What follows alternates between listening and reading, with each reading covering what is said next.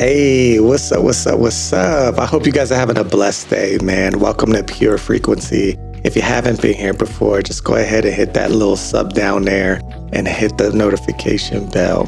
So what are we talking about today? So we'll be talking a little bit about faith, right? Is faith without works truly dead as described in the Bible? And the question I pose for you is, can you really have faith if your actions don't line up with your beliefs? So before we get into this, we got to understand what faith is. So what is it? Faith is described in the Old and in the New Testament as a reliance on God. It's a belief in God, and it's really central to the Christian faith. For example, the writer of Hebrews 11:1 says, faith is the substance of things hoped for, the evidence of things not seen. Your works are an evidence that your faith is not dead. And in the book of James, we also see this in chapter 2, verse 20. And it goes a little bit deeper because this seems like he's having a whole debate here. In verse 18 of chapter 2, he starts this off by saying, but someone say, you have faith, I have deeds.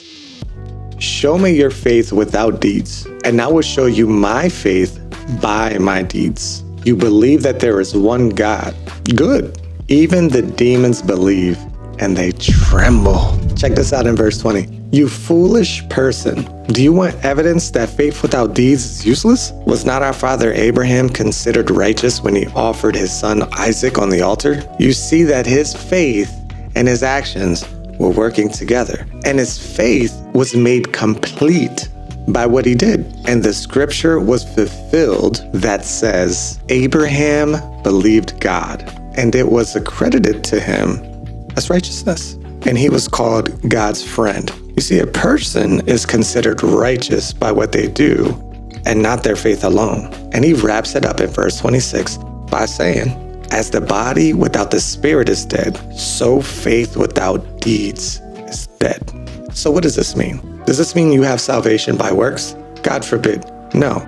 Jesus already paid that price with the grace that he gave when he laid his own life down. So salvation is already through the finished work of Jesus Christ. Romans 1:17 says, for in the gospel, the righteousness of God is revealed, a righteousness that is by faith from the first to last. Just as it is written, the righteous will live by faith. So how can this be if we have in Romans 3:28, we hold that one is justified by faith apart from works of the law? Seems like a pretty big contradiction, right? Or is it? For instance, when you have a thought, right? When you're thinking about something and you truly believe in that thought, we can't see your thoughts. I don't know what you're thinking. However, there's a higher chance of me understanding and knowing what you're thinking by how you're acting. So what the writers of Hebrew and James are trying to convey to their audience is that your actions cannot be separate from your belief. I love the illustration of the monster under the bed. Remember when you were a kid and you truly felt like there was a monster under your bed? For me, I was terrified.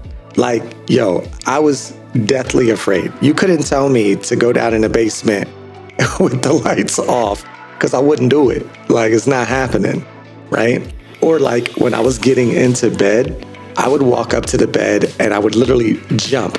Like I would make sure like there was nothing with long enough arms to grab me by the ankles. Like I would never just sit on my bed with my feet just dangling. Like you couldn't get me to do that. And like I had to jump off the bed to shut the closet even because there was like a shadow monster in there too, right? I love this illustration because it shows that because of my belief, because of what I really thought and believed, my actions moved in such a way that showed people around me that I truly believed it.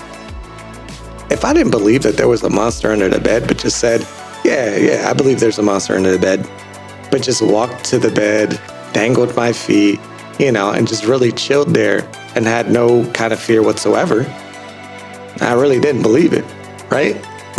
Like, I really didn't believe it. I'm just saying it. It might just be something to say. And that's what he means here. This is what the authors are saying. They're saying that your belief should really line up with your actions. Not that your actions supersede your belief and your faith, but that your actions and your faith should be in tandem, right? It's hand in hand. They are one. He's making the illustration here that they are whole. It is a whole concept that faith and actions work together. They're not separate. They're not separate. He is saying here that if you don't move in such a way where you believe, you probably don't believe. That's probably dead. You know what I'm saying? Which is kind of a really wise conclusion. For instance, if someone tells me they love me and every day they slap me in the face, I'm not feeling the love. You know what I'm talking about? Like, I ain't feeling the love. I'm just not feeling it. You know what I'm saying? So in this, what we are saying is we go from faith to faith, right? We start off with little faith. Everyone starts off with a measure of faith, and then that faith grows. You have to pay attention. You have to earnestly pray, and you have to earnestly seek God. Seek God first, and everything's going to be added, man. Everything's going to be added. You want more faith? Keep seeking in God. You need more healing? Keep seeking in God. You need more deliverance? Keep seeking in God, man. And that's all I have for you today. So I just want to thank you for watching this far. God bless you. Don't forget to subscribe if you haven't subscribed yet. We really appreciate your comments too, because comments, that's how we grow, right? Because we serve you. And as this, drop a comment, man. Tell us what you liked. Tell us what you didn't like. Let's grow together. Hey, God bless y'all. Y'all take care. Have a good one. Peace.